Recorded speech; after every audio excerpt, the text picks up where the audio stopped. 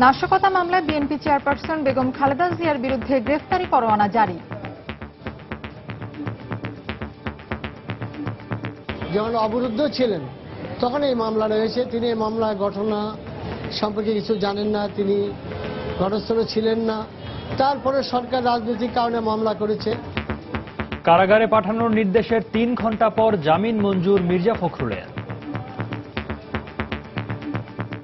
দেখছিলেন প্রধান শিরোনাম। সন্ধ্যার সময়ের সঙ্গে আছি আমি ফাহমিদা মৌটুসী এবং আমি সৌমিত্র শুভ্র।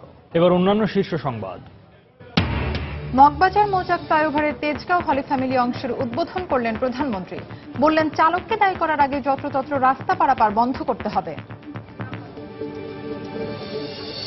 সহপাঠী সোহানের ছুরিকাঘাতেই মারা যান চট্টগ্রামে প্রিমিয়ার বিশ্ববিদ্যালয়ের ছাত্র সোহেল। অংশ নেয় আরও অন্তত 11 জন। গ্রেফতার 5 জনের 3 দিন করে রিমান্ড।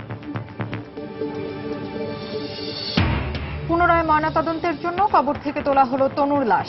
সারা দেশে বিক্ষোভ অব্যাহত। তদন্তে সহযোগিতার আশ্বাস সেনাবাহিনীর। ইউনিয়ন পরিষদ নির্বাচনের দ্বিতীয় ধাপের ভোট গ্রহণ কাল। কেন্দ্রে কেন্দ্রে পাঠানো হচ্ছে নির্বাচনী সামগ্রী। এবং গ্রীষ্মের আগেই রাজধানীতে ডায়রিয়ার প্রকোপ। কলেরা হাসপাতালে প্রতিদিন ভর্তি হচ্ছে প্রায় 400 রোগী। বিশুদ্ধ পানি ও স্যালাইন খাওয়ানোর পরামর্শ চিকিৎসকদের।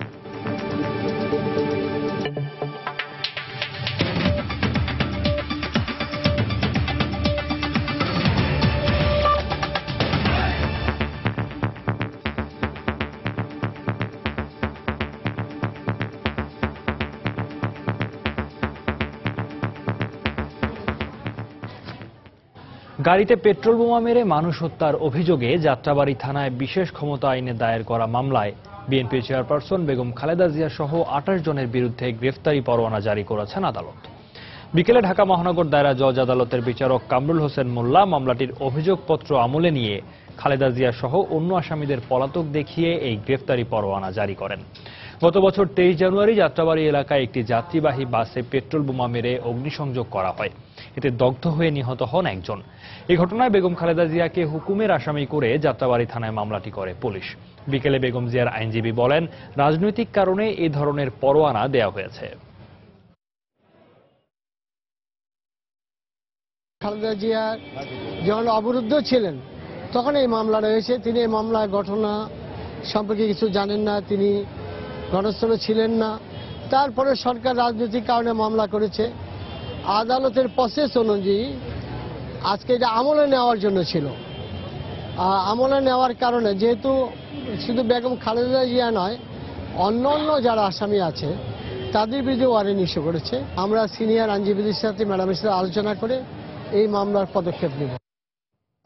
গাড়ি ভাঙচুর ও অগ্নিসংযোগের অভিযোগে পল্টন থানায় করা নাশকতার 2 মামলায় বিএনপির মহাসচিব মির্জা ফখরুল ইসলাম আলমগীরকে কারাগারে পাঠানোর আদেশ দেওয়ার প্রায় 3 ঘণ্টা পর অসুস্থতার বিষয়টি পুনর্বিবেচনা করে জামিন মঞ্জুর করেছেন আদালত। সকালে মুখ্য মহানগর হাকিম আদালতে আত্মসমর্পণ করে পল্টন থানার আলাদা 3 মামলায় জামিন আবেদন করেন মির্জা ফখরুল ইসলাম আলমগীর। বিস্তারিত সাদিকুর রহমানের রিপোর্টে। উচ্চ আদালত থেকে দেয়া 3 মাসের জামিনের মেয়াদ শেষে আপিল বিভাগের নির্দেশে বুধবার সকালে পল্টন থানার 3 মামলায় আদালতে আত্মসমর্পণ করে জামিন আবেদন করেন বিএনপির সদ্য মহাসচিব মির্জা ফখরুল ইসলাম আলমগীর। দুপুরে মামলার জামিন আবেদনের উপর রাষ্ট্র ও আসামি পক্ষের শুনানি শেষে একটি মামলায় জামিন দিলেও অপর 2 মামলায় তাকে কারাগারে পাঠানোর আদেশ দেন আদালত। নাশকতামূলক মামলা এবং চার্জশিটভুক্ত আসামি সে, অতএব এই মামলার সাথে তার সরাসরি সম্পৃক্ততা আছে, এটা প্রাথমিকভাবে প্রমাণিত হয়েছে। এটা কোনো রাজনৈতিক বিবেচনা হয়নি। উনি মহাসচিব হয়েছেন, এটা তাদের দলীয় ব্যাপার। এখানে আদালতের ব্যাপারটা হলো ভিন্ন। আদালত তার মেরিট অনুযায়ী, তাদের আইন অনুযায়ী এটা ব্যবস্থা নিয়েছে এবং সে জামিন বাতিল হয়েছে। মির্জা ফখরুলের অসুস্থতার বিষয়টি উল্লেখ করে তার পক্ষে জামিন পুনর্বিবেচনার আবেদন করেন আইনজীবীরা। বিকেলে দুপক্ষের শুনানি শেষে পুনর্বিবেচনায় মির্জা ফখরুলকে জামিন দেন আদালত। আমরা রিকনসিলিয়েশনের প্রেয়ার দিয়েছি। 4টার সময় উভয় পক্ষের, সরকার পক্ষের এবং আমাদের উচিত শুনানি অন্তে আদালত অসুস্থতার গ্রাউন্ড এবং মানবিক কারণে জামিন মঞ্জুর করেছেন। এখন জেল থেকে বাহির হওয়ার ওনার কোনো বাধা নেই। গত বছর 5 জানুয়ারি বিএনপির কর্মসূচি চলাকালে পল্টন এলাকায় গাড়ি ভাঙচুর ও অগ্নিসংযোগের অভিযোগ এনে পৃথক 3টি মামলা করে পল্টন থানা পুলিশ। মামলাগুলোতে উচ্চ আদালত থেকে 3 মাসের জামিনে ছিলেন মির্জা ফখরুল। পরে জামিনের মেয়াদ শেষে মির্জা ফখরুলকে নিম্ন আদালতে আত্মসমর্পণের নির্দেশ দেন সুপ্রিম কোর্টের আপিল বিভাগ। সাদিকুর রহমান, সময় সংবাদ, ঢাকা। এর আগে সকালে বিএনপির কাউন্সিলের 11 দিন পর মির্জা ফখরুল ইসলাম আলমগীরকে দলের মহাসচিব হিসেবে ঘোষণা দেওয়া হয়। বিএনপি কেন্দ্রীয় কার্যালয়ে সংবাদ সম্মেলন করে এই ঘোষণা দেওয়া হয়। সংবাদ সম্মেলনে সিনিয়র যুগ্ম মহাসচিব হিসেবে রুহুল কবির রিজভী ও কোষাধ্যক্ষ হিসেবে মিজানুর রহমান সিনহার নামও ঘোষণা করা হয়। গত 19শে মার্চ বিএনপির কাউন্সিলের শেষ পর্যায়ে দলের মহাসচিব ও অন্যান্য পদে মনোনয়ন দেওয়ার জন্য চেয়ারপারসন বেগম খালেদা জিয়াকে সর্বোচ্চ ক্ষমতা দেওয়া হয়।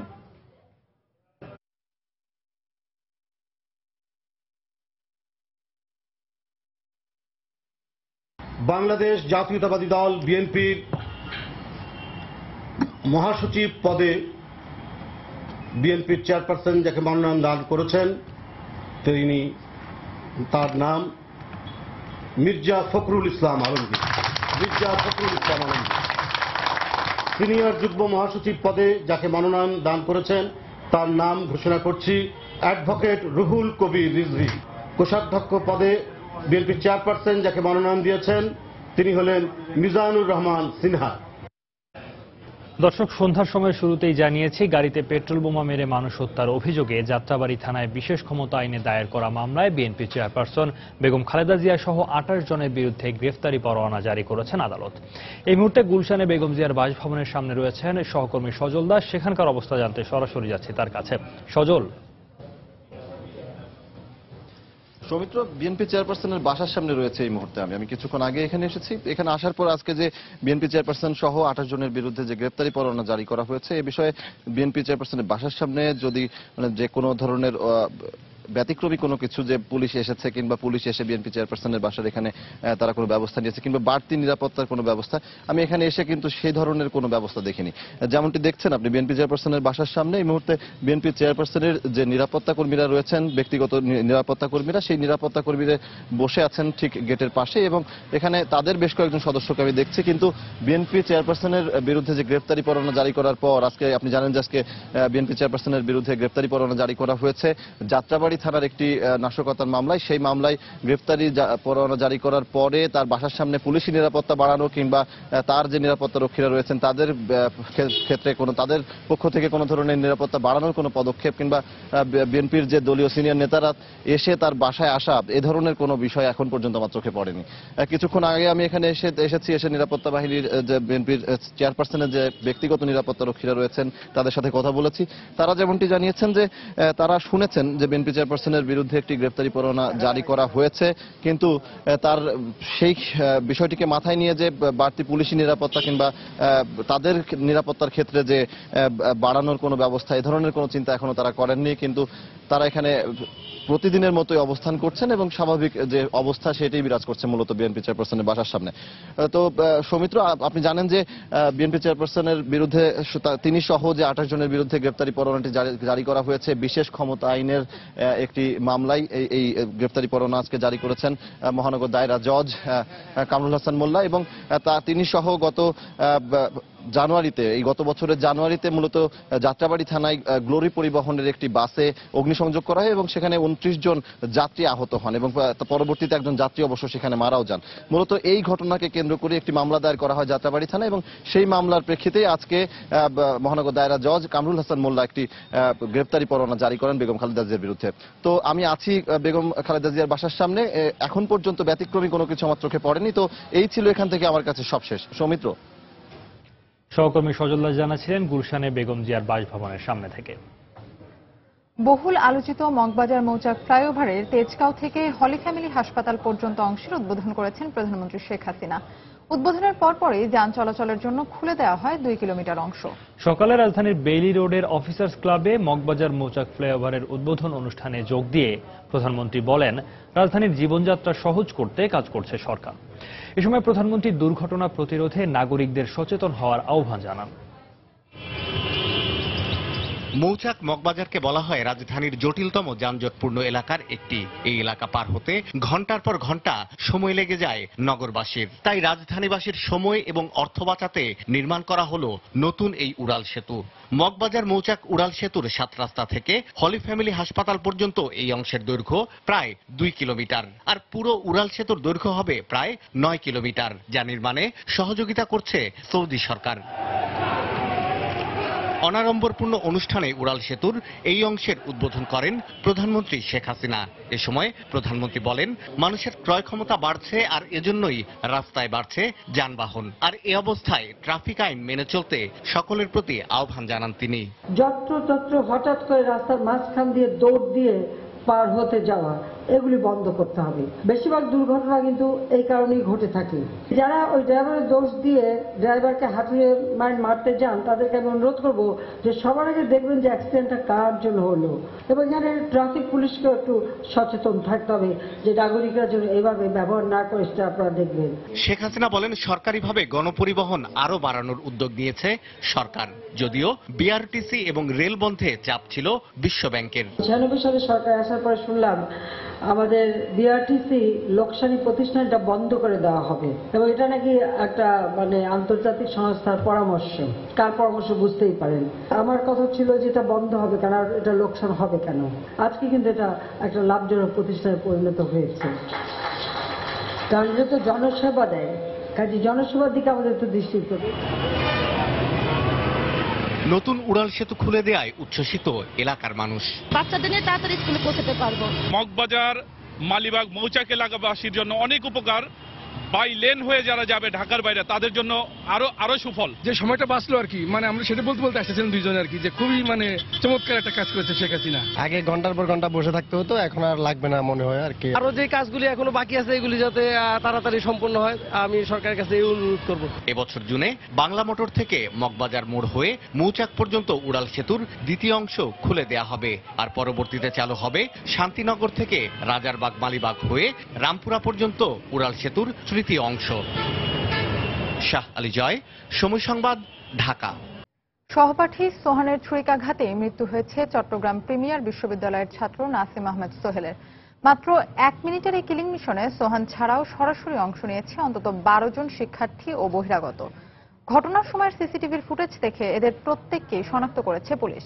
এ ঘটনায় গ্রেফতার 5 জন সহ 13 জনের নাম উল্লেখ করে মামলা করেছে নিহতের পরিবার। বিকেলে গ্রেফতার 5 জনকে আদালতে হাজির করলে তাদের 3 দিন করে রিমান্ড মঞ্জুর করা হয়। বিস্তারিত জানাচ্ছেন পার্থপ্রতিম বিশ্বাস।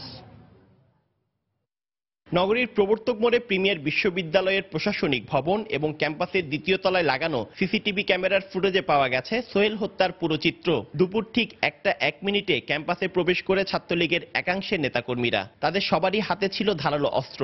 ক্যাম্পাসে ঢুকেই প্রথমে প্রতিপক্ষের নেতাকর্মীদের মারধর শুরু করে। দুপক্ষের মধ্যে হাতাহাতির ঘটনাও ঘটে। এক পর্যায়ে নীল শার্ট পরিহিত সোহান তার কাছে থাকা ছুরি দিয়ে সোহেলকে উপর্যুপরি আঘাত করতে থাকে। 1 মিনিটের মধ্যে তাকে গুরুতর জখম করে তারা চলে যায়। প্রিমিয়ার বিশ্ববিদ্যালয় কর্তৃপক্ষ ঘটনার পরপরই সেই সিসিটিভি ক্যামেরার ফুটেজ তুলে দিয়েছে পুলিশের হাতে। আমাদের প্রক্টোরিয়াল বডিকেও দায়িত্ব দেওয়া হয়েছে, তারা খুঁজে বের করুক কে অপরাধ করেছে, কারণ এটা একটা মৃত্যু ঘটেছে এবং এখানে ছেলেরা পড়তে আসে, তারা তো মারামারি করতে আসে না। পরে পুলিশ ঘটনাস্থলে উপস্থিত হয়ে আশরাফুল আলম আশরাফ, তামিমুল আলম তামিম, ওয়াহিদুজ্জামান নিশান, জিয়াউল হাসান চৌধুরী এবং এস.এম. গোলাম মোস্তফাকে আটক করে। নিহত সোহেলের অনুসারীরা চকবাজার থানায় গিয়ে হত্যাকাণ্ডের সঙ্গে জড়িত থাকার ব্যাপারে তাদের শনাক্ত করে। ওই 5 জনকে আমরা অ্যারেস্ট করার পরপরই বাদী পক্ষের এবং এই যাদেরকে তারা মারছে তাদের পক্ষের ছেলেরা এসে থানায় এসে তাদেরকে আইডেন্টিফাই করছে যে এই 5 জন এই ঘটনার সাথে জড়িত। এছাড়া আমরা আরো 7 জনকে আইডেন্টিফাই করতে সক্ষম হয়েছি, যাদের নাম আমরা পেয়ে গেছি। সোহেলকে হত্যার ঘটনায় 13 জনের নাম উল্লেখ এবং অজ্ঞাতনামা আরো 20 থেকে 25 জনকে আসামি করে চকবাজার থানায় মামলা করেছে তার বাবা অবসরপ্রাপ্ত সার্জেন্ট আবু তাহের। 10 দিনের রিমান্ড চাওয়া হয়। দুই পক্ষেরই শুনানি শেষে বিজ্ঞ আদালত প্রত্যেককে 3 দিন করে রিমান্ড মঞ্জুর করেন। আটককৃত 5 জনকে এই মামলায় গ্রেফতার দেখানো হয়েছে। প্রিমিয়ার বিশ্ববিদ্যালয়ের MBA শিক্ষার্থীদের বিদায় অনুষ্ঠানে প্রধান অতিথি করাকে কেন্দ্র করে ছাত্রলীগের 2 গ্রুপের বিরোধের জের ধরে হামলায় নিহত হয় শিক্ষার্থী সোহেল। এ ঘটনায় আরো 2 জন আহত হয়েছে। পার্থপ্রতিম বিশ্বাস, সময় সংবাদ, চট্টগ্রাম। সড়ক পরিবহন ও সেতুমন্ত্রী ওবায়দুল কাদের বলেছেন, ছাত্র রাজনীতি বা ছাত্রলীগের নামে কোনো হত্যাকাণ্ড ঘটলে তার দায়ভার এড়ানোর কোনো সুযোগ স্থানীয় নেতাদের নেই।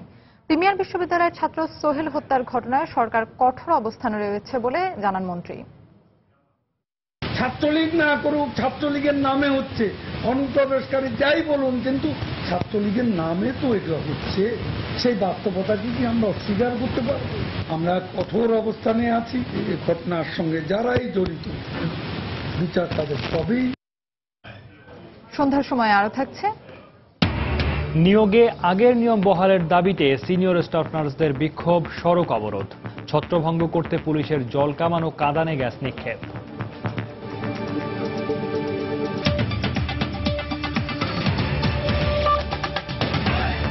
তাই তো সবাই বলে শিল্পাল্লার দিন শেষ, মেগা ডিজিটাল স্কেলে বাংলাদেশ। আদালতের নির্দেশে কবর থেকে তোলা হলো ভিক্টোরিয়ার ছাত্রী তনুর লাশ। পুনরায় ময়নাতদন্তের জন্য নেওয়া হয়েছে কুমিল্লা মেডিকেল কলেজ হাসপাতালে। এদিকে বিচারের দাবিতে আজও দেশব্যাপী মানববন্ধন ও বিক্ষোভ কর্মসূচি পালন করেছে সর্বস্তরের মানুষ। সেনাবাহিনীর পক্ষ থেকেও আশ্বাস দেওয়া হয়েছে তদন্তে সর্বাত্মক সহায়তার। কুমিল্লার মুরাদনগরের মির্জাপুর থেকে রিপোর্টার বখতিয়ার মুন্না ও কুমিল্লা প্রতিনিধি বাহার রায়হানের পাঠানো তথ্য ছবি নিয়ে ডেস্ক রিপোর্ট। মৃত্যুর 10 দিন পর কুমিল্লার মুরাদনগরের মির্জাপুর গ্রামের কবরস্থান থেকে তোলা হলো সোহাগী জাহান তনুর লাশ। কুমিল্লা সদর উপজেলার নির্বাহী কর্মকর্তা লুৎফুন নাহারের তত্ত্বাবধানে সিআইডির সদস্যরা এই লাশ উত্তোলন করেন। পরে ময়নাতদন্তের জন্য লাশ জেলা মেডিকেল কলেজ হাসপাতালে পাঠানো হয়। এ সময় এলাকাবাসী ও তনুর পরিবারের সদস্যরা সেখানে ভিড় করেন। গ্রামবাসীর পক্ষ থেকে আমি চাইতেছি যে তা থেকে দ্রুত গ্রেফতার করে সুষ্ঠু বিচার চাই। কে মারলো, কারা মারলো আমরা জানতে চাই। লাশের ময়না তদন্তের সঠিক প্রমাণ আমরা চাই।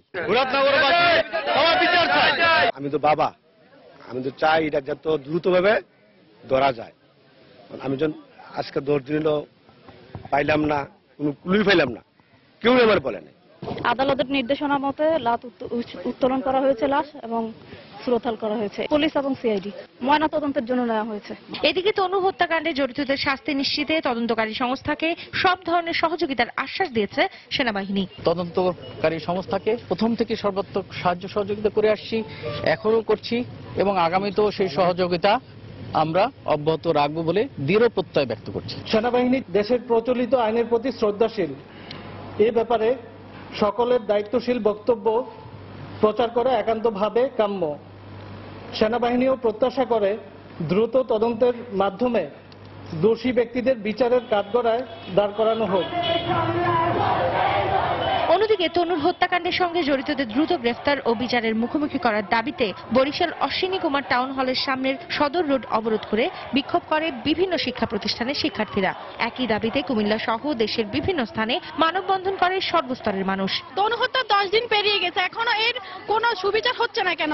আজ তনু, কাল আমরা, আমাদের কোনো নিরাপত্তাই নাই, মেয়েদের কোনো নিরাপত্তা নাই। এভাবে চলতে থাকলে আর কোনো সান্ত্বনার বাণী চাই না। যত শীঘ্রই সম্ভব আমরা তনু হত্যার বিচার চাই।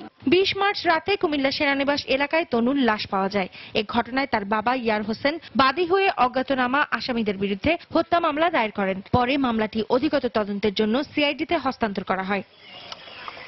সাবিহানিপা, সময় সংবাদ। এদিকে তনুকে ধর্ষণের পর হত্যার প্রতিবাদ ও দোষীদের বিচারের দাবিতে রাজধানীর বিভিন্ন শিক্ষা প্রতিষ্ঠানে ক্লাস বর্জন করে মানববন্ধন ও বিক্ষোভ করেছে শিক্ষার্থীরা। নিজেদের গাফিলতির কারণেই প্রশাসন তনু হত্যার কোনো কুল কিনারা করতে পারছে না বলেও অভিযোগ করেন তারা। এদিন সকাল 10টা থেকে ইডেন কলেজের কয়েকশো শিক্ষার্থী নীলক্ষেত থেকে আজিমপুর মোড় পর্যন্ত রাস্তা অবরোধ করে দোষীদের ফাঁসির দাবিতে বিক্ষোভ করতে থাকেন। এ সময় তারা তনু হত্যার প্রতিবাদে নানা ফেস্টুন নিয়ে স্লোগান দেন। একই দাবিতে জগন্নাথ বিশ্ববিদ্যালয়, স্ট্যামফোর্ড বিশ্ববিদ্যালয়, ইউনাইটেড ইন্টারন্যাশনাল বিশ্ববিদ্যালয় সহ কয়েকটি প্রতিষ্ঠানের ছাত্রছাত্রীরা নিজ নিজ ক্যাম্পাসের সামনে ক্লাস বর্জন করে মানববন্ধন ও বিক্ষোভ করেন। এ সময় দ্রুত হত্যার তদন্ত শেষ করে অপরাধীদের শনাক্ত করে বিচারের মুখোমুখি না করলে বৃহৎ আন্দোলনের হুমকি দেন তারা।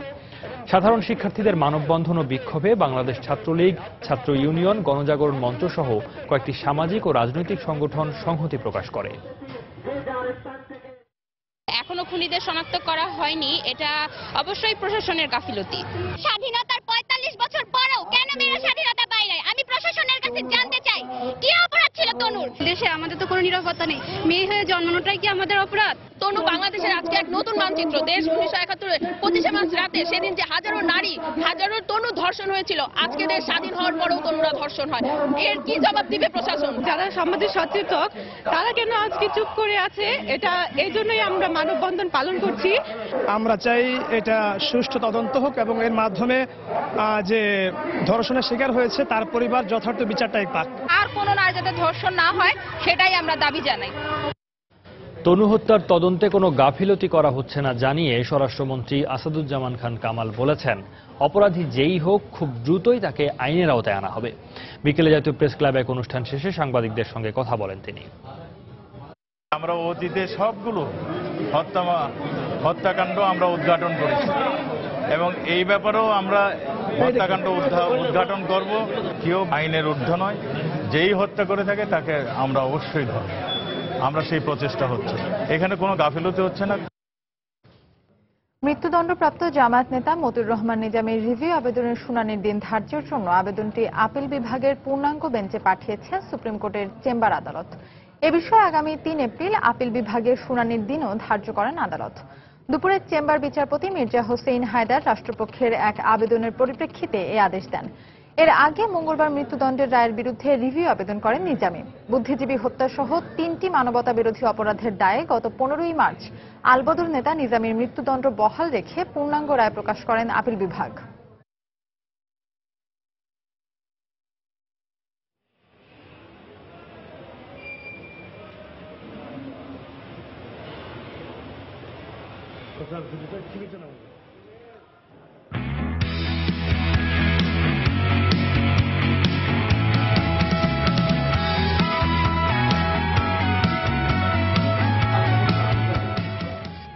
ওয়ার্ল্ড টি-20 খবর।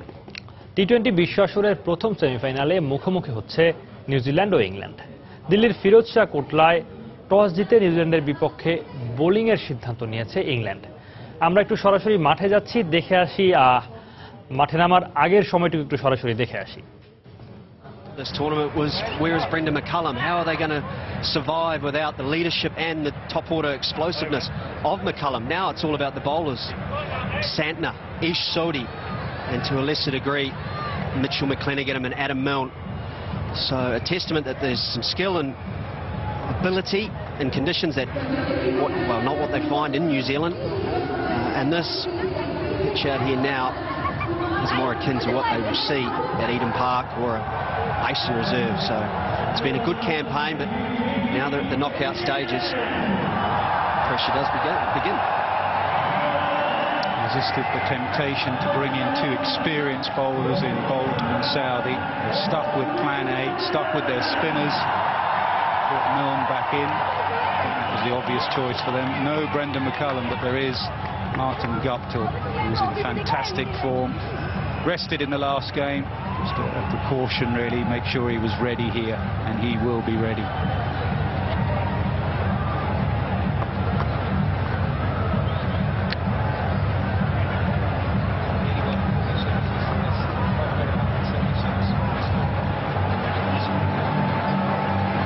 Good stats for Guptill. There's a fantastic strike rate in the power play of 176 in this tournament. It's on some of those tired pitches that New Zealand have played in. This could be a key battle here. David Willey has been brilliant with the new ball for England. He's swung it. Kane Williamson, the experienced Kane Williamson, the cool, calm, silky Kane Williamson. Good strike rate, fantastic player. We'll enjoy this pitch because there's a bit of pace in it.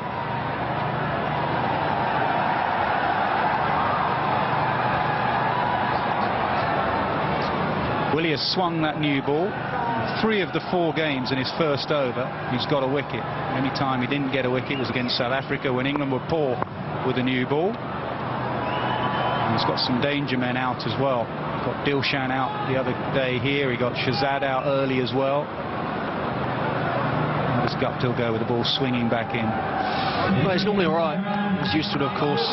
He's not just a pinch hitter. He does the job in a test match as well as the one-dayers.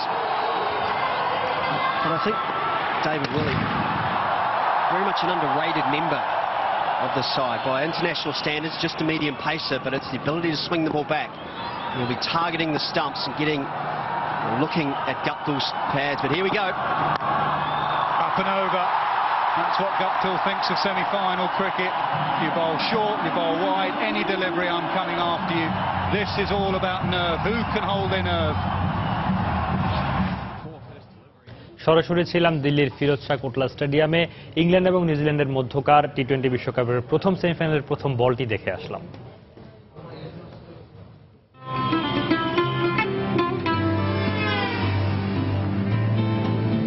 আমাদের খেয়াল রাখার জন্য ধন্যবাদ।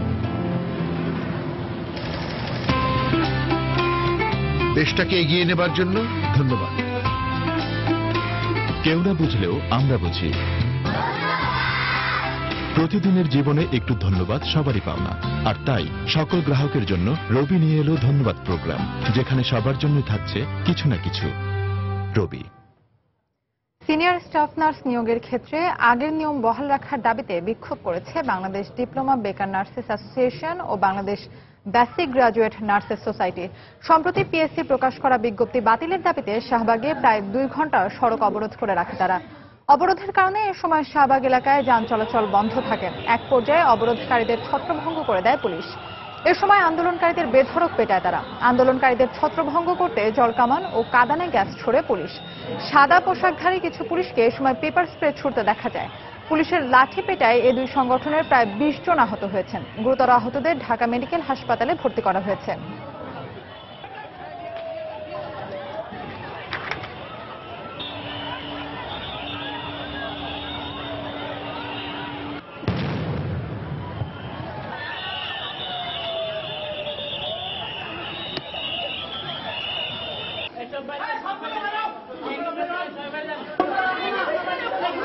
গ্রীষ্ম আসার আগেই রাজধানীতে ডায়রিয়ার প্রকোপ দেখা দিয়েছে।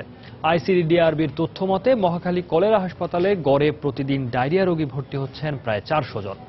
চিকিৎসকরা জানান, বিশুদ্ধ পানির সংকট এবং খোলা ও বাসি খাবারের কারণেই এই রোগে আক্রান্ত হচ্ছেন অনেকে।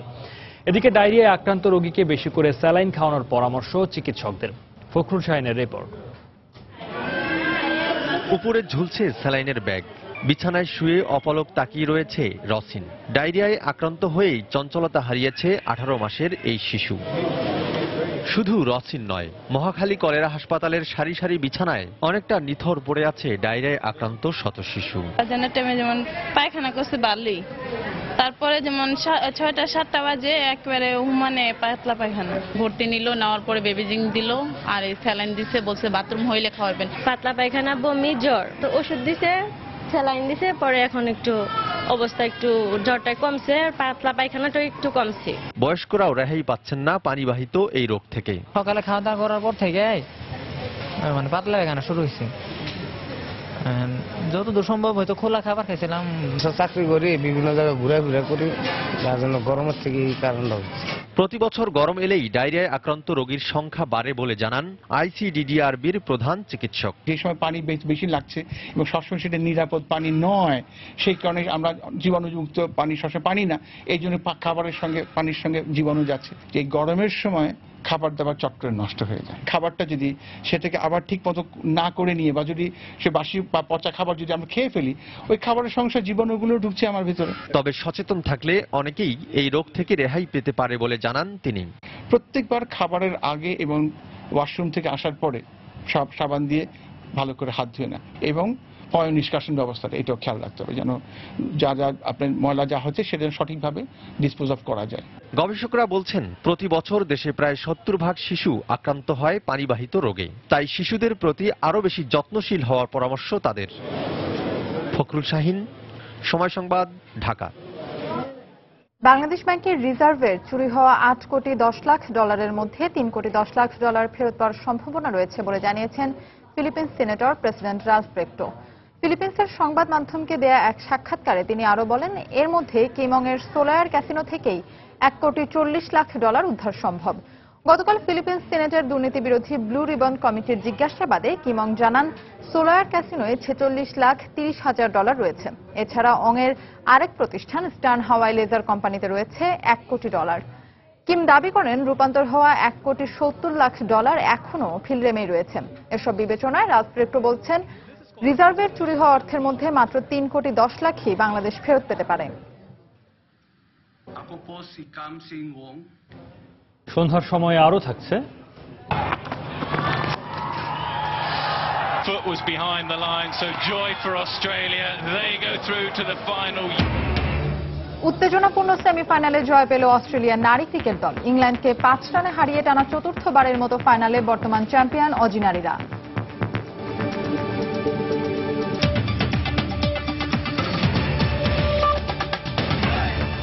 আরএফএল ওয়াটার পাম্প, পানি দেবে টেনশন নয়। চলতি অর্থবছরের শেষে জিডিপি প্রবৃদ্ধি 6.7% অর্জন করা সম্ভব হবে বলে মনে করছে এশীয় উন্নয়ন ব্যাংক এডিবি। সকালে রাজধানীর শেরেবাংলা নগরে এডিবির সংবাদ সম্মেলনে এ তথ্য জানানো হয়। চলতি অর্থবছরের তথ্যপত্র বিশ্লেষণ করে এডিবি বলছে, মধ্য আয়ের দেশে পরিণত হতে চাইলে এই মুহূর্তে কাঙ্ক্ষিত মাত্রায় বিনিয়োগ বাড়ানোই বাংলাদেশের বড় চ্যালেঞ্জ। প্রতিবেদনে বলা হয়, গেল অর্থবছরের তুলনায় কিছুটা বেড়েছে শিল্প খাতের প্রবৃদ্ধি, তবে একই সময়ে কৃষি খাতের প্রবৃদ্ধি 3.3% থেকে কমে দাঁড়িয়েছে 3.2%। চলতি অর্থবছরে কমেছে রেমিট্যান্সের হারও, তবে সরকার এখনো রাজস্ব আদায়ের লক্ষ্য থেকে পিছিয়ে থাকলেও অর্থবছরের শেষ নাগাদ তা অর্জন করতে পারবে বলেও এ সময় জানানো হয়।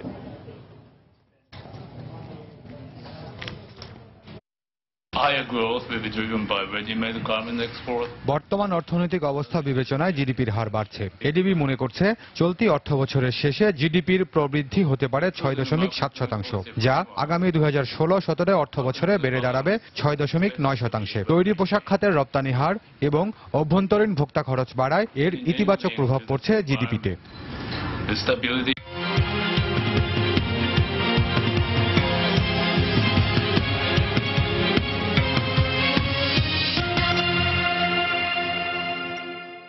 আগামীকাল দ্বিতীয় দফা ইউনিয়ন পরিষদ নির্বাচন। সকাল থেকে প্রিজাইডিং অফিসারদের হাতে নির্বাচন সামগ্রী তুলে দেওয়া হয়। আইন শৃঙ্খলা পরিস্থিতি স্বাভাবিক রাখতে এরই মধ্যে কেন্দ্রগুলোতে পৌঁছাতে শুরু করেছেন পুলিশ, র্যাব ও আনসার সদস্যরা। ব্যুরো প্রতিবেদক ও জেলা প্রতিনিধিদের পাঠানো তথ্য ছবি নিয়ে ডেস্ক রিপোর্ট। মাদারীপুর সদরের 15টি ইউনিয়নের নির্বাচনী কর্মকর্তাদের কাছে ব্যালট পেপার, সিল, বাক্স ও কালিসহ প্রয়োজনীয় সামগ্রী তুলে দেওয়া হয়। পরে পুলিশ, র্যাব ও আনসার সদস্যদের সহায়তায় 134টি কেন্দ্রে নির্বাচনী সামগ্রী পৌঁছে দেওয়া হয়। প্রশাসনের পক্ষ থেকে ব্যাপক প্রস্তুতি গ্রহণ করা হয়েছে। মাদারীপুরের 15টি ইউনিয়নে আমরা অবাধ, সুষ্ঠু এবং নিরপেক্ষ নির্বাচন করতে সম্পন্ন হব। সিলেট বিভাগের 6টি উপজেলার 46টি ইউনিয়নে ভোট গ্রহণের সব প্রস্তুতি এরই মধ্যে শেষ হয়েছে। কোম্পানীগঞ্জ ও গোয়াইনঘাট উপজেলার 13টি ইউনিয়নের নির্বাচনী সামগ্রী সংগ্রহ করা হয়। ভোটার রয়েছেন 7.5 লাখ, আর চেয়ারম্যান প্রার্থী রয়েছেন 205 জন। ময়মনসিংহে নবগঠিত উপজেলা তারাকান্দা থানায় নির্বাচনী সামগ্রী সংগ্রহ করতে প্রিজাইডিং অফিসার, সংশ্লিষ্ট কর্মকর্তারা জড়ো হন। পরে সেখান থেকে তারাকান্দা ও গৌরীপুর ইউনিয়নের সংশ্লিষ্ট নির্বাচনী কর্মকর্তারা ব্যালট পেপার ও ব্যালট বাক্স সংগ্রহ করেন। এ দুই উপজেলার 20টি ইউনিয়নের ভোট কেন্দ্রগুলোতে নিরাপত্তা ব্যবস্থা জোরদার করা হয়েছে। ভোট গ্রহণের মালামাল, বই সবকিছু ব্যালট পেপার আমি যথাসময়ে পেয়েছি এবং আমরা আশা করি যে শান্তিপূর্ণভাবে আমরা ভোট গ্রহণ করতে পারবো। সুস্থ এবং সুন্দর নির্বাচন করার জন্য সর্বোচ্চ ব্যবস্থা গ্রহণ করা হয়েছে। কেন্দ্রে পর্যাপ্ত ফোর্স দেওয়া হয়েছে, মোবাইল টিম রাখা হয়েছে, স্ট্রাইকিং পার্টি রাখা হয়েছে। চাঁদপুরের সদর ও হাইমচর উপজেলার 18টি ইউনিয়নের প্রিজাইডিং অফিসারের নেতৃত্বে ভোট গ্রহণের সরঞ্জামাদি সংগ্রহ করা হয়। প্রায় 3.5 লাখ ভোটারের জন্য মোট 176টি কেন্দ্রে নেওয়া হয়েছে বাড়তি নিরাপত্তা ব্যবস্থা। দ্বিতীয় দফায় নোয়াখালীর কবিরহাট ও কোম্পানীগঞ্জে সুষ্ঠুভাবে নির্বাচন সম্পন্ন করতে সব ধরনের প্রস্তুতি গ্রহণ করা হয়েছে বলে জানিয়েছেন রিটার্নিং অফিসার। এরই মধ্যে 136টি ইউনিয়নের জন্য সংগ্রহ করা হয়েছে নির্বাচনী সামগ্রী। এছাড়া নরসিংদী, নাটোর ও পঞ্চগড় সহ দেশের বিভিন্ন স্থানে ইতোমধ্যে নির্বাচন কমিশনের পক্ষ থেকে পৌঁছে দেওয়া হয়েছে নির্বাচনী সামগ্রী। ওয়াহিদা স্বপ্না, সময় সংবাদ। দ্বিতীয় দফা ইউনিয়ন পরিষদ নির্বাচন সুষ্ঠু করতে আইনি প্রক্রিয়ার মধ্যে থেকে আইন শৃঙ্খলা বাহিনীর যে কোনো পদক্ষেপে নির্বাচন কমিশন পাশে থাকবে বলে জানিয়েছেন নির্বাচন কমিশনার মোহাম্মদ শাহনেওয়াজ। দুপুরে নির্বাচন কমিশন কার্যালয়ে সাংবাদিকদের তিনি একথা জানান। এছাড়া প্রথম দফায় অনিয়মের অভিযোগে সাতক্ষীরার এসপি ও 5 জন ওসিকে তলব করে তাদের সতর্ক করে দেওয়া হয়েছে বলেও জানান তিনি। যে এলাকায় ত্রুটি পাওয়া গিয়েছিল ওই এলাকার পুলিশ প্রধান এবং ভারপ্রাপ্ত থানার ভারপ্রাপ্ত কর্মকর্তা যে কয়জন ছিলেন তাদেরকে ডেকেছি, তাদের বক্তব্য শুনেছি, আমাদের নির্দেশনা দিয়েছি, নির্দেশনা অনুসারে কাজ করার জন্য তাদেরকে বলেছি এবং তাদের অনিয়মগুলো ধরিয়ে দিয়ে বলেছে যে ভবিষ্যতে যেন না হয়। ভোট গ্রহণের জন্য যে কোনো ব্যবস্থা আইনগত এবং যুক্তিসঙ্গত তারা যে ব্যবস্থা নেবে আমরা তাদেরকে সেই ব্যাপারে সহযোগিতা করব এবং তাদের সেই কাজকে আমরা সমর্থন করে যাব সেটা আইনসঙ্গত হলে। খাদ্যশস্য রপ্তানি বাড়াতে পারলে বিদেশ নির্ভরতা কমে আসবে বলে মন্তব্য করেছেন কৃষিমন্ত্রী বেগম মতিয়া চৌধুরী। সকালে জাতীয় প্রেস ক্লাবে কৃষক লীগের এক অনুষ্ঠানে তিনি অভিযোগ করেন, বিএনপি সরকার দেশে চুরি আর ভাগবাটোয়ারা রাজনীতি করায় দেশ খাদ্যশস্যে স্বয়ংসম্পূর্ণ হতে পারেনি। আমাদের ডাল, আমাদের চৈতালি ফসল আমরা যত জায়গায় বৃদ্ধি করতে পারবো, ততই আমাদের এই তেল আমদানি, ডাল আমদানি এবং বিদেশ নির্ভরতা আমাদের খাদ্যদ্রব্যের উপরে এটা কমে যাবে। ভাগ বাটোয়ারা চুরি করে বলেই আমরা দেখছি যে 2001 থেকে 2006 আবার খাদ্য ঘাটতি। এই হলো বিএনপি সরকার পরিচালনা।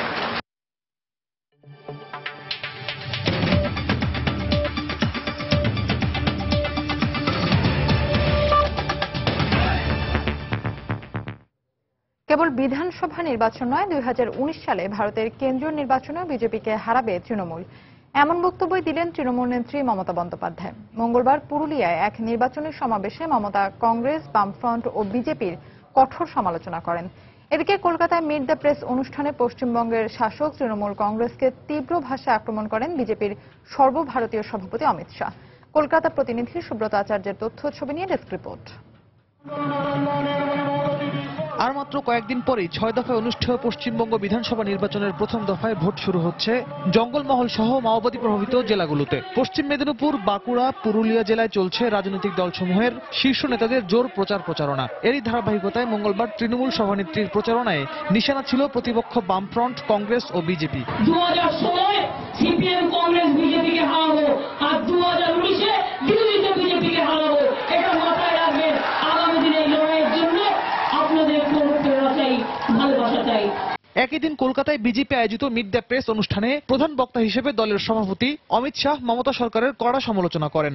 রাজ্যপাল মহোদয় ने পশ্চিমবঙ্গে কারখানা তৈরি হয়েছে, তবে সেটা বোমার কারখানা। মমতা বন্দ্যোপাধ্যায় কোনো নিয়ম নীতির তোয়াক্কা না করে নিজের মতো করে রাজ্য চালাচ্ছেন, এমনটা চলতে পারে না।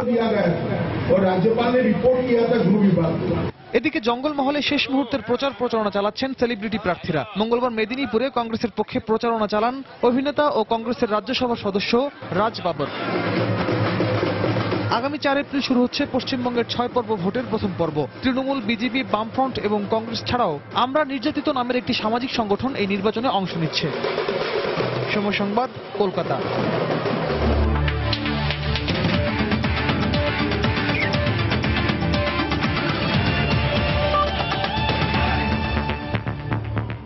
নারী টি-20 বিশ্ব আসরের খবর।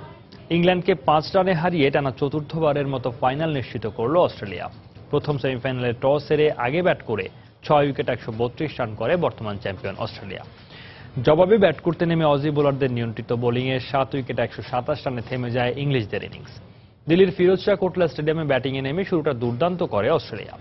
এলিজা ও ভিলানির ব্যাটে ওপেনিংয়ে 41 রান পায় তারা। 19 রান করে ভিলানি সাজঘরে ফেরার পর 25 রান তুলে দ্রুত আউট হন এলিজাও। এরপর অধিনায়ক মেগ ল্যানিং তুলে নেন ক্যারিয়ারের 8ম 50। শেষ পর্যন্ত তার 55 রানে ভর করে 6 উইকেট 132 রান করে আসরের গেল 3 বারের চ্যাম্পিয়ন অস্ট্রেলিয়া। জবাবে ইংলিশদের শুরুটাও হয় দুর্দান্ত। বেওমন্টকে সঙ্গে নিয়ে ওপেনিংয়ে নেমে অজি বোলারদের রীতিমতো শাসন করতে থাকেন অধিনায়ক শার্লট এডওয়ার্ডস। কিন্তু 31 রান করে দলীয় 67 রানে এডওয়ার্ডস আউট হবার পর 32 রান করে বেওমন্ট ফেরেন দলীয় 89 রানে। এরপর অজি বোলারদের তাণ্ডবে নিয়মিত বিরতিতে উইকেট হারাতে থাকে গেল 2 আসরের রানার্স আপরা। টেইলর ছাড়া আর কেউই দলের হয়ে প্রতিরোধ করতে না পারায় 7 উইকেট 127 রানে থামে থ্রি লায়ন্সদের ইনিংস। ফলে 5 রানের জয়ে ফাইনালে ওঠার আনন্দ নিয়ে মাঠ ছাড়ে অজিরা।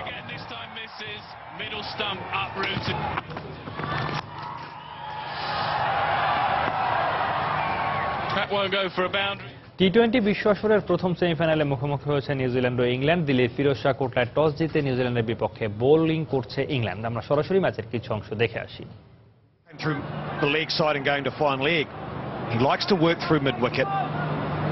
And get in line with the ball. He'll still access the offside. He's still very strong through point and cover area.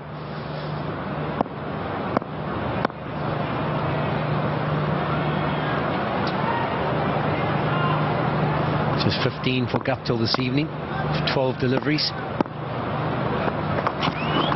There's an example, beautifully stopped behind square. I think that's Jason Rory. Williamson ends up on his bum. 7 runs.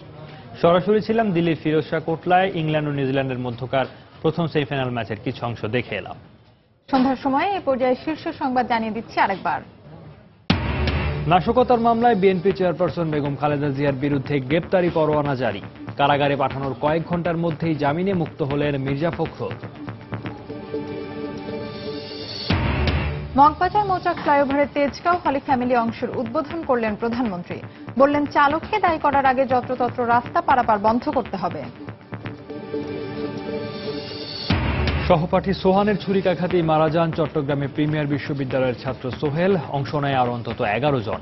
গ্রেফতার 5 জনের 3 দিন করে remand. পুনরায় ময়নাতদন্তের জন্য কবর থেকে তোলা হলো তনুর লাশ। সারা দেশে বিক্ষোভ অব্যাহত। তদন্তের সহযোগিতার আশ্বাস সেনাবাহিনী। এবং ইউনিয়ন পরিষদ নির্বাচনের দ্বিতীয় ধাপের ভোট গ্রহণ কাল। কেন্দ্রে কেন্দ্রে পাঠানো হচ্ছে নির্বাচনী সামগ্রী। এই ছিল সন্ধ্যার সময়। যে কোনো খবর পেতে ভিজিট করুন সময়নিউজ.tv। সঙ্গে থাকুন সময়।